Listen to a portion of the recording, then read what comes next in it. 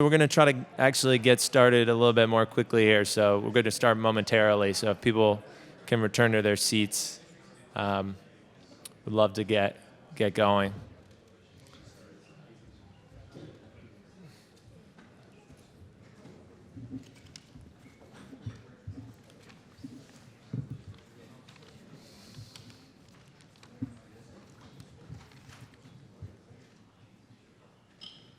All right, I think we're just gonna get started here. Our next panel is a very interesting one. It's titled "Vertical Issues: Recent Enforcement and Ongoing Priorities in Protecting Competition Beyond the Broadband Pipe."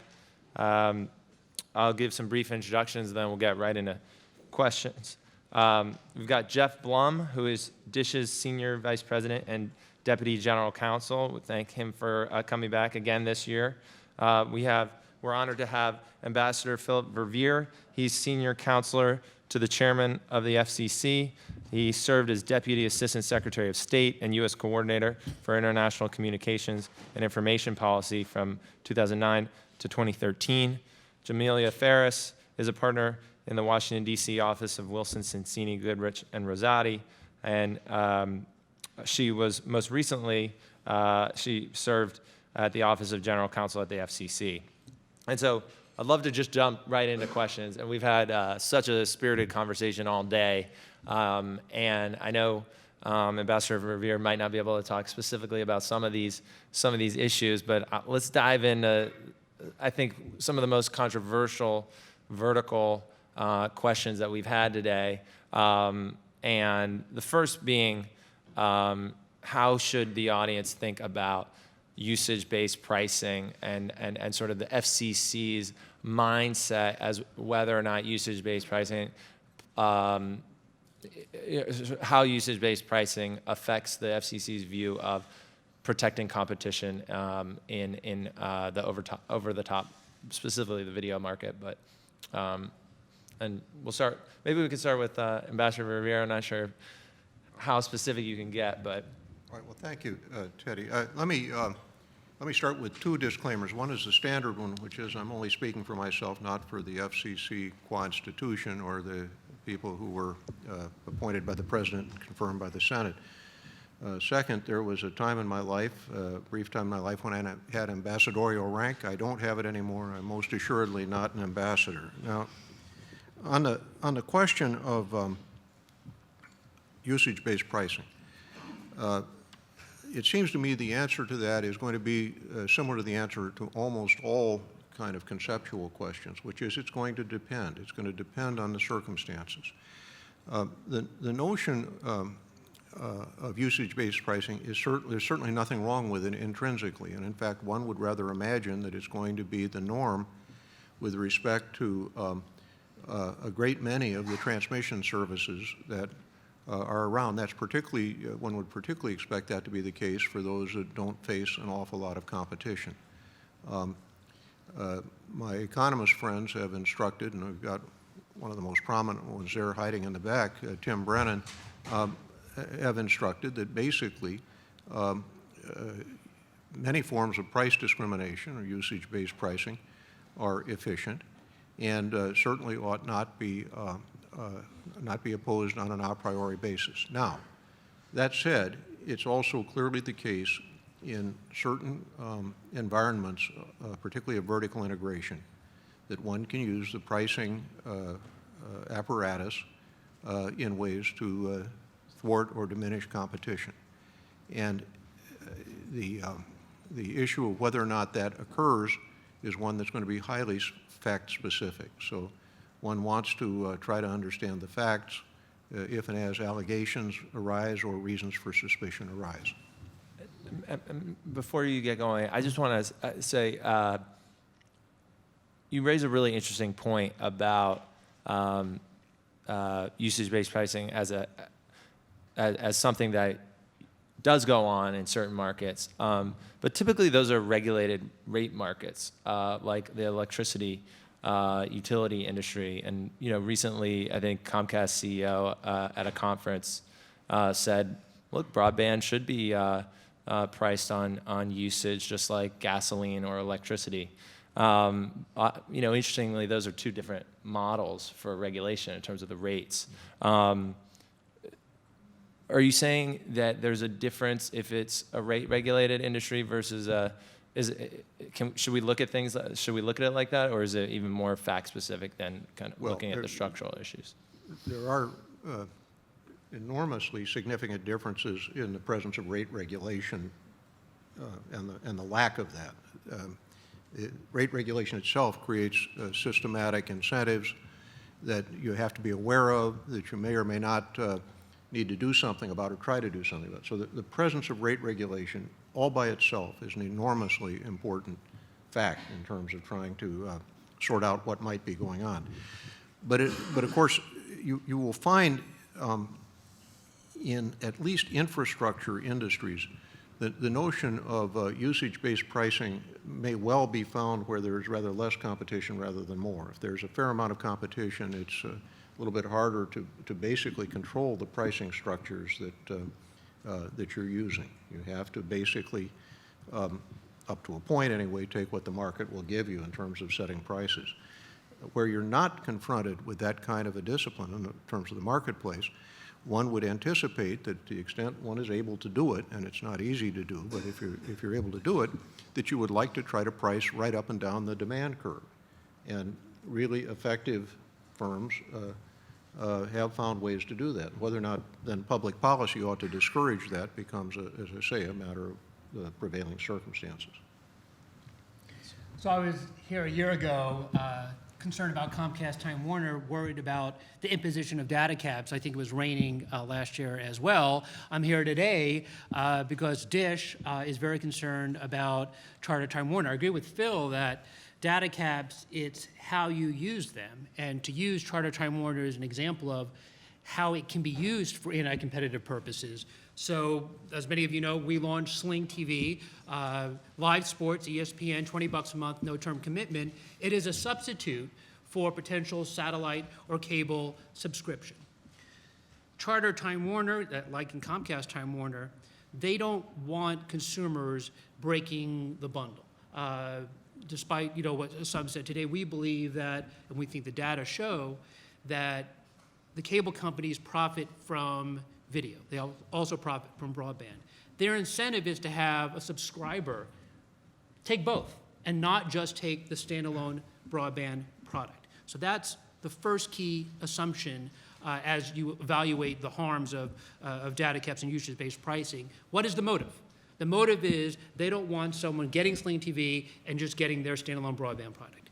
Second, you have to look at the specifics. What is a competitive environment? Unfortunately, for Charter Time Warner, if the merger is approved, 2/3 of folks in that footprint will have no choice for high-speed broadband, which we define as 25 megs and above. We agree with the FCC's definition of 25 megs. So for a consumer who says, I just want Sling TV and I want standalone broadband, they have no choice. Charter, Time Warner, Comcast, they know this. So their ability and the incentive is to impose data caps that artificially create an environment where a subscriber to Sling will have to pay a higher cost, an artificial cost to use Sling more than 3-4 hours a month. The Comcast data cap of 200 gigs or 300 gigs is easily exceeded if you're watching 3-4 hours of TV a night. And our data shows people are watching 6 hours of TV a night on average. And that's only a single use if you're just watching 4 hours of Sling. But if you're also doing Netflix or other things, you're gonna blow past that data cap. And so your cost to be a Sling subscriber and a standalone broadband subscriber in the new Charter environment is dramatic. And what are you gonna do? Are you gonna dump your high-speed broadband? No way. For those 2/3 of folks, they have no option. They're gonna dump Sling, and they're gonna subscribe to Charter's over-the-top service or the linear package. That's the built-in incentive ability of, and why we are so concerned about Charter Time Warner, why we were so concerned about Comcast Time Warner, because they can manipulate that data cap, which we believe has no technical justification for anti-competitive purposes. That's a ridiculous amount of TV per night, by the way. It's scary in and of itself. Jamelia, usage-based data caps. So I would certainly agree with Phil about sort of the need to look at it by a case-by-case approach, and I think the kind of the open internet framework provides that ability to look at things based on the facts and economic analysis that underlie any particular usage-based pricing scheme. I think you see in AT&T, DirecTV, and the conditions that were imposed there that in fact was a situation where we saw that the changed incentives that AT&T would have to use their broadband in ways to discourage over-the-top changed as a result of the merger. Before the merger, they were really focused on selling broadband. They didn't. They claimed, and it seemed, that they didn't have a profitable video product. So over-the-top wasn't really competing with their core business. After the merger, they had this satellite product to protect and have concerns about. And they also had plans as a result of the merger. They said one of the benefits is we're really going to be able to launch more OVD services. So there was an opportunity for them to use their data caps to protect that service. So there was a factual circumstance in which you worried about data caps. So, a condition was imposed that would preclude them from using data caps in a discriminatory way, that they couldn't use it to favor their own affiliated programs or services. And it's really in that context and with similar types of factual scenarios where you can analyze whether or not there's a changed incentive for a vertically integrated ISP that you might be worried and you might have occasion to act. But it may not make sense across the board to ban the types of caps that these entities use. And, you mentioned that there's an ability to favor your own content with the usage caps by ostensibly by exempting your own content. Is that or exempting certain content? Right, that's what Comcast is doing with Stream TV, where in certain markets they've imposed data caps, but then excluded their own affiliated network content from those data caps. So it's just another way of potentially, damaging a over-the-top competitor. It's just by excluding their own content. And Phil, I guess my question is, at what point is that ever a good thing? Or could that possibly be viewed as good? Well, if you mean the intentional use of data caps to preclude competition, it probably would be difficult to persuade us that that was a good thing. But this sort of illustrates the difficulty of the proposition. To know at what point the pricing arrangements have been used in a way that either has the purpose or effect of harming competition is something that is, as a practical matter, going to require a fairly close look at the specifics in any given case. And we've been clear, the FCC has been clear, it's prepared to look at those specifics. But it's, you can't, I don't think on an a priori basis, you can identify a level at which you should say that a data cap is impermissible. Okay. And Jeff also brought up another issue, and I asked this in another panel, and this is just about is it a good thing for competition when a cable provider, if you say, I don't want your video, begins to discount the broadband package to give you, ensure that you take the video package. Is that on its face a bad thing, or is that a case-by-case issue? I'd like everybody to talk about that too. Well, I think the easiest thing to say about it, the first thing to say about it is the issue of bundles and how bundles are priced is a kind of evergreen issue. It's been around for an extraordinarily long time. I don't think, again, that there's anything you describe as entirely conventional wisdom with respect to how to think about the question of how one adjusts the individual component prices with respect to bundles, and that's not for want of trying. There's been an awful lot of energy expended trying to figure out some way to speak about these things in a conceptual level, an abstract level.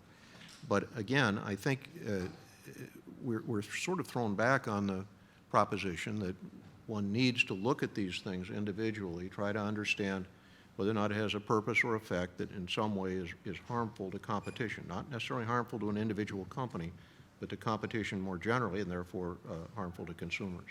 And as a company who's trying to bring an entrant like that, trying to enter this market, within OTT. What are your thoughts? We call it cross-subsidization, and, we're concerned about it. When ISP prices the standalone broadband more expensive than the bundle, you have to ask yourself why. Because we have to pay the content providers money for the video product. So if you have broadband and video and it's priced lower than a standalone product, why would any rational actor do that? And we're concerned about it because we think they're doing it because they have an incentive to discourage folks from just getting standalone broadband. Because if you just buy standalone broadband and then subscribe to HBO Go or Netflix or Sling, you don't necessarily buy their video package. So that is a way that the large ISPs can manipulate, and is one of the ways besides outright blocking or discriminating, and we'll talk about it. So data caps is one way to do it.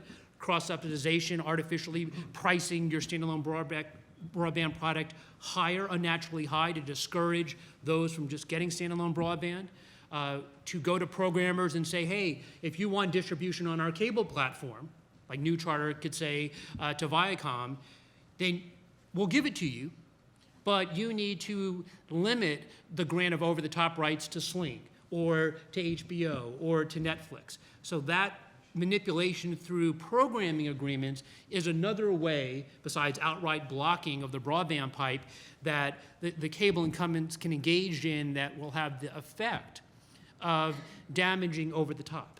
And last year, when I was here, really over the top didn't start until February 2014, when Dish was able to get the rights to live ESPN. Netflix, they argue they're a complement, not a substitute to traditional cable or satellite.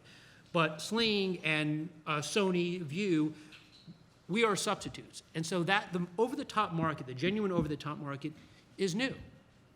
It's fragile. And I think one of the reasons Comcast Time Warner was rejected, why we were so pleased with the FCC and DOJ's decision after a methodical review. That's where you're looking at the evidence, and the data show the incentives and ability. You're in a situation where the federal agencies in examining things can take a hard look and either reject the merger or impose meaningful conditions to protect this fragile market. And I think Chairman Wheeler made it clear, and John Salad in his speech in the DOJ, how important that market is to consumers and competition, because it's offering them something that is positive: lower cost, slimmer bundles, no term commitment, easy to get, you don't have to wait 6 hours for an install. There's benefits to that. And how do you best protect that growing market? Jeff makes a good point. I mean, you're thinking about all the ways in which these vertical inputs are really affecting the horizontal competition. So what are the things that you need to worry about that are going to preclude over-the-top competition in the video market? And how does each component make a difference, whether it be programming or set-top boxes or how they use their broadband pipe? And that's really what you're thinking about when you're thinking about the vertical concerns, is how they're going to affect that horizontal competition. But to Phil's point, in each case, it's very dependent on kind of the facts and economic analysis that underlies the practices and whether or not they make sense and whether or not they're actually inhibiting that competition. And one of the things we've looked at is that in the case of Charter, Time Warner Cable, Charter's, that merged entity is not quite as big as what Mega Comcast would have been. We've even said that it might be a little bit harder to make the same arguments about the harm in vertically, because it's not quite as big. And also, if there is so much harm, how can you say to Charter, no, you can't merge, even though you're still not going to be as big as Comcast? Comcast will still be out there ostensibly able to do exactly the same thing. And so what's the rationale? How does if the FCC is really going to do something here, how can they deal with those, arguments? Well, the FCC has to look at the facts and circumstances today. And the question is, will the merger do good? The standard is not, will it do no harm? Will it do good? And we absolutely agree with Chairman Wheeler and General Salad that as the FCC is evaluating the data, will the public benefit? We don't think giving two companies in the United States 90% of high-speed broadband, which would be New Charter and Comcast, is good. We think that that type of consolidation, that type of duopoly is not beneficial to the public. When you have two actors who have the innate incentive to damage the over-the-top market by allowing them to get larger, we don't understand how the public could conceivably benefit from that. The argument is on a continuum. Certainly, Comcast got their deals through that allow them to get so large prior to the over-the-top market even existing. And so Charter should not be able to get the benefit of, oh, we're smaller than Comcast, we're not as terrible as Comcast, so allow the deal to go through. We don't think that is the public interest analysis that is required. And so it's on a continuum. You allow them to get larger. They could then engage in activity through data caps, through restricting programmers' grant of over-the-top rights, interconnection activities. Because they have greater power, they can inflict greater harm on Sling and HBO Go and Apple and Netflix. That's the theory of why we believe the merger as constructed today should be rejected. Maybe asking this another way. In the last year, as these OTT products have become a little bit more real, does that make the analysis substantially different at the FCC and DOJ when they're looking at harm? Has the evolution of the market mean that there will be some distinct differences in the analysis, or is it going to be the same analysis? Well, I don't think the analysis varies in the sense that the concerns are essentially the concerns that were identified, have been identified in connection with Comcast and Time Warner in particular, and we've made an effort to try to articulate what those concerns were. John Sallet, who's going to speak in a few minutes, did a public presentation that laid out our notions of that. Nancy Rose, the Deputy Assistant Attorney General for Economics at the Antitrust Division, has done the same thing. So we've tried to be transparent, to use the word of the moment, about what the theoretical concerns were. And what is happening in the case of the proposed charter transaction is exactly what you would expect. We have at the FCC some extremely capable people working on the matter, led by a very, very able lawyer who was kind enough to come over from the Antitrust Division to lead the effort, and we do it in collaboration with the Antitrust Division.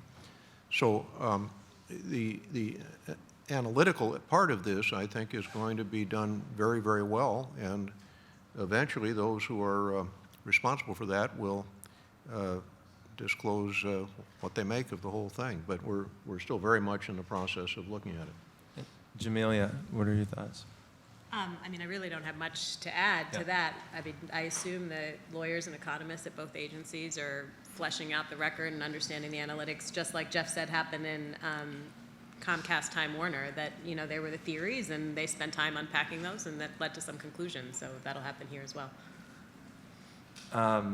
One of, certainly a couple of very, I think, some remedies to this potential harm have been proposed today. Markham Erickson said that maybe smaller broadband providers should be able to have access to programming agreements through some kind of co-op. Maybe that should be explored. We also had some calls for local loop unbundling. What is the only option here to, in your view, or to deal with this alleged harm, to block the merger, or are there other remedies to your mind? We believe the merger should be blocked, but if the FCC, after their analysis, decides to approve the merger, we have proposed certain conditions that we think are necessary to mitigate the harms. Wholesale unbundling is one of them. And the FCC actually did this. In AOL Time Warner, there was a wholesale requirement that Earthlink took advantage of. And so they were reselling retail service in a wholesale model, and it actually worked. And there's evidence in the record that Earthlink put in part of the Comcast NBC transaction that showed the benefits of wholesale unbundling. We've also proposed a very strong standalone broadband condition where a consumer could buy at a reasonable price a standalone broadband product at 25 megs or higher. New Charter would have to prominently disclose and display that standalone product. They shouldn't be able to discourage customers from taking it or make the install more difficult. So some condition that would allow someone to get Sling TV or HBO Go as well as New Charter broadband. As well as complying with net neutrality that we've been supportive of and intervene on behalf of the FCC in the lawsuit, is important as well. However, conditions, despite how well-intentioned the regulators attempt to craft, are prone to misuse. We saw that in Comcast Time Warner, where they had Comcast NBC conditions that we submitted evidence, and the public interest groups did as well, where they were just violating the conditions. The simplest of conditions was a Bloomberg condition, where Comcast had to put the Bloomberg channel in the same news neighborhood as CNBC because they were financial channels competing with each other. 3 years of litigation over what news meant, what neighborhood meant, et cetera, where Bloomberg was deprived of the benefit of that condition. So if conditions are going to be imposed, they don't work. And the regulators have to be really careful about constructing conditions that actually will address the harms. Because once you approve the merger, there's no going back. So how do you ensure that the harms actually are mitigated or solved through conditions that can't be manipulated or just, hey, sue us. We'll pay a fine. It doesn't really matter. But years go by where competition is harmed during that process. Phil and Jamelia, you don't have to answer specifically, but is there a growing reticence to use conditions, or are they still viewed as reliable potential remedies? Well, let me just say one or two things about it, and then Jamelia, who had to deal with this in a very real setting, can say a lot more about it. There is a certain reticence about the use of conditions because they're very hard to police. And so one would prefer not to have conduct or behavioral kinds of requirements if there are ways to avoid that. So in the antitrust world, for example, often there'll be divestiture requirements that avoid the imposition of conduct-related requirements. But Jamelia has had an awful lot of experience with this, and you should speak to that. It is true that when you think about what you should be using conditions for, I think the view at both agencies, both the antitrust agencies and at the FCC, is in the first instance they have to be kind of transaction specific. They either have to address a real harm, not a theoretical harm, but an actual harm that we've identified and analyzed and consider the transaction to be causing, and not kind of the general business practices of an entity, but rather the transaction is creating this harm. They have to impose conditions that one could verify, to your point, about being able to monitor them. And that gets harder when it's about an entity's internal business operations. So you can imagine a scenario, so for example, in Comcast Time Warner, that if you were going to try to remedy the kinds of harms that we were seeing in terms of conditions, you'd have to get involved in the everyday operations of a company on an ongoing basis to really be able to monitor. So that creates some concerns. You want to make sure that any conditions both are tied to the merger, that you can remedy them and you can enforce them. So that's something that we considered both in AT&T and also as we looked at the harms in Comcast. And then the other point is, to the extent the harms are really great, then it makes the conditions harder to address those harms. I mean, it's sort of, if a merger is just kind of, it's violating the antitrust laws, it doesn't promote the public interest standard, it's hard to conceive of a condition that could remedy all of that. I know in one of the prior panels there was some talk actually about the remedy that we did in AT&T DirecTV, that the commission was sort of favoring cities and discounted the wireless local loop because they didn't care about the rural providers. That was a commitment that AT&T, or a promise AT&T made, was to build out to, I think, 13 million rural locations, this wireless local loop technology. And it wasn't sort of favoring cities through the fiber to the home build out that we actually imposed. There's sort of two different analyses. When we looked at the wireless local loop, what we found is that the benefits of the wireless local loop were not a result of the transaction, that we couldn't kind of verify the technology based on what we had in the record, that was a public interest benefit. And we also couldn't verify that, in fact, it was the merger that was leading to this build out. Of course, AT&T is perfectly free to go and build out the wireless local loop to the rural communities if, in fact, it was tied to the merger, as they said it was. Just based on that record, we couldn't credit it as a benefit of the merger. In contrast, the 12.5 million locations which they were required to build broadband to the home, what we found is that we had to impose a condition to achieve the benefits that AT&T was claiming with respect to the merger. They said that, as a result of this merger, we're going to build out 2 million more locations, to 2 million more locations fiber to the home. But of course, this was in addition to what they had already planned on building, and we wanted to make sure that the merger captured both that prior build, the build that became possible as a result of the merger, and then the future build that they had already planned for. So it wasn't really kind of looking at a condition that favored rural communities over cities. And I'd like to quickly open the floor for questions. I know I have a lot more, but I want to be mindful of our audience questions. Does anyone have questions? I'll start off with one quick one. You mentioned disclosure of pricing. I know Congress has asked the FCC for enhanced disclosure of pricing of broadband, or at least some members of Congress. Is that, frankly, as a consumer, it is hard to, as I mentioned, tell the difference between what I'm paying for in terms of broadband versus video and things like that because of the bundle. Have you? Would it be something that the FCC would ever consider in terms of enhanced disclosures to the extent that it's confusing what people are paying for? Well, we generally think we are certain that transparency is good, that when one wants to have sufficient disclosure so that consumers can understand what it is that's available to them, what it is that they're paying for.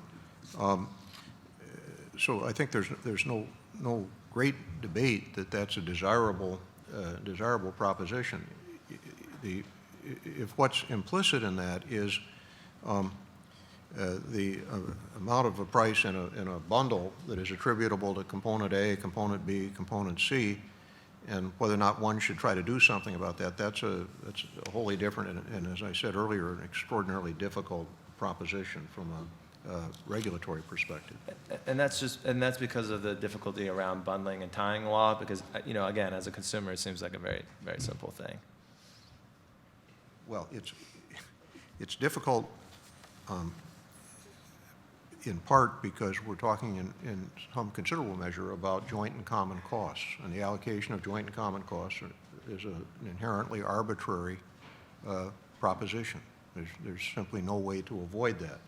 So how much is attributed to component A versus B versus C becomes an issue of challenge, and the only way you can ascribe, if you're the government, ascribe particular amounts to one or another of those things, is to have accounting rules in the first place. That you so there's a kind of metaphysical aspect of this, where you come out as a function of where you'd gone in. All right, perfect.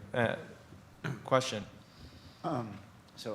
Jeff, I think in the Comcast proceeding, I think your expert witness, Dr. Sappington, I think filed an analysis about foreclosure and based on the share. And basically, he argued that a single entity, as it is today, Comcast, couldn't, foreclose you from having a viable entry into over the top. But that the pro forma entity, which I think you estimated was going to have like 60% share, could, and it seems like, since then you've had a massive inflation in your combined share number to, I think you're saying 90% now. So I'm just wondering what kind of has changed between that analysis and now. And then, because it seems like you're relying a lot in your filings on this coordinated collusion type argument. And then, I guess the question for Phil and Jamelia,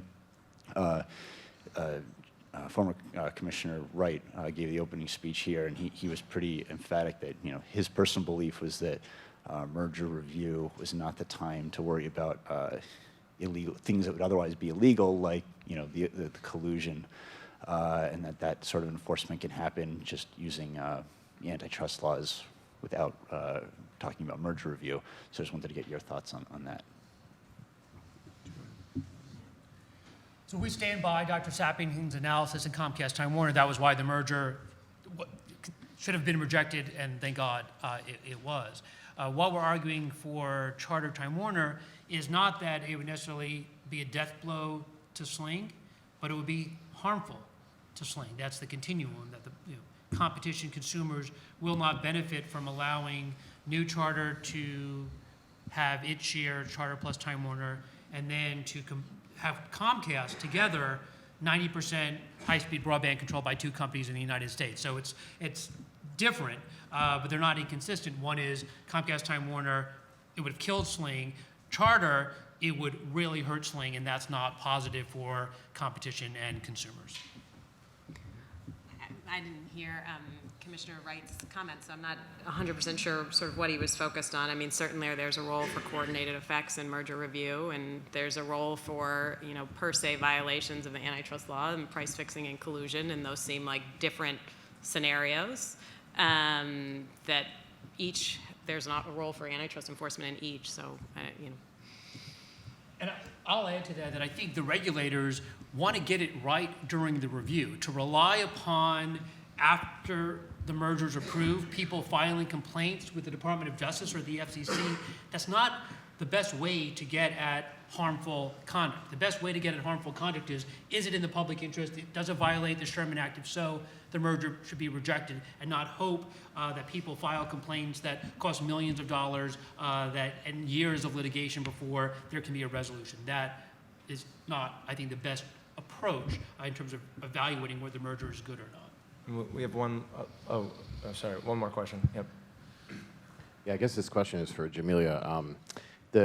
So in the DirecTV AT&T deal, you guys concluded that the merger was pro-competitive, not just not anti-competitive. So I guess I have a two-part question. One is, in order for a merger to be approved, does it actually need to be pro-competitive, or does it just need to have some public interest benefits? You know, competition could be one of them. And then two is, you still require to build out, you know, of the additional 2.5 million or 12.5, whatever you want to call the amount of homes that needed to be built out. And I'm not exactly sure where that came from, but also, I guess, if we are in the world where where what matters is kind of broadband, the ability to distribute broadband, and where MVPD and broadband theoretically compete, then even though that merger was vertical, meaning that, you know, AT&T had broadband and DirecTV had video, DirecTV has a lot more video than, let's say, any of the cable mergers. So I'm just kind of wondering how you thought through that, because theoretically AT&T might have a bigger incentive to prevent competition to protect its DirecTV product. Right, so, you know, we looked at that merger and we saw public interest benefits and public interest harms, and we weighed those. I mean, on the benefit side, we really viewed the introduction of AT&T and DirecTV together as a stronger competitor to cable, and that was a benefit. It would result in more consumer choice and lower prices, is what we concluded. But there was also some harm. There was a loss of a horizontal competitor in those locations where AT&T and DirecTV competed today, AT&T and their UVerse platform, and obviously DirecTV everywhere. And then we did recognize the changed incentives that AT&T would have now that they had this video provider to correct. And that is how we got to some of the conditions around, which we talked about before, on not allowing for discriminatory usage-based pricing. So that's one of the ways we thought about that condition. In terms of the broadband build-out, what AT&T, their starting point was that this transaction would enable them to build out 2 million more fiber-to-the-home locations. And the reason for that is that they would now have a more profitable video product, which would then fund the build-out of the broadband. They provided us a financial analysis and a financial model to support those claims. And so we looked at that, and we found kind of mixed incentives. On the one hand, to your point, building out more fiber to the home could lead people less interested in using kind of the DirecTV satellite, because now they would go to the over-the-top. So that created sort of a disincentive to build out, but then they did have this incentive. So what we tried to do in the condition was to really capture all of those competing forces. And that required us to look at what happened, what their plans were before, because remember that 2 million additional fiber to the home represented a cumulative build on what they were already planning to do. So we wanted to capture that. We wanted to capture what they said became profitable as a result of the merger, but then we also wanted to capture we also wanted to capture what could have been lost from the disincentive that the merger created. And so when you get that all together, that's how we ended up with 12.5 million locations. All right. Well, I want to please thank our panelists. It was a really interesting conversation. Thank you.